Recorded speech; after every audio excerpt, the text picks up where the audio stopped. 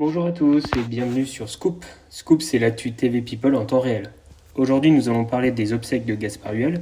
Pour préserver son fils Orson, sa famille a fait un choix important lors de la cérémonie. N'hésitez pas à liker la vidéo et à vous abonner. Ce jeudi 27 janvier, les proches de Gaspard Huliel ont fait leur adieu à leur acteur, une cérémonie en l'église de Saint-Eustache à Paris. La famille du regretté, de 37 ans, a d'ailleurs pris une décision très importante pour le bien de son jeune fils Orson, seulement âgé de 6 ans. C'est toujours le choc. Une semaine après la mort de Gaspard Huliel, ces obsèques ont été organisées en l'église de Saint-Eustache à Paris. Un moment déchirant pour la famille et les proches du regretté comédien de 37 ans. Mort le 19 janvier dernier, des suites d'un grave accident de ski dans le domaine de la Rosière, en Savoie.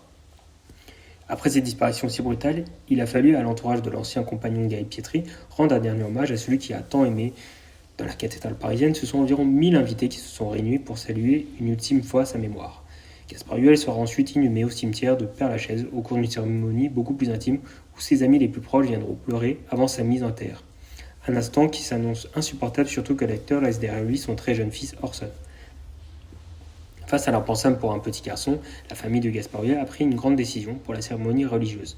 Même si une très grande partie de la famille du cinéma était présente pour dire au revoir à l'acteur, la cérémonie a à peine duré plus d'1 heure.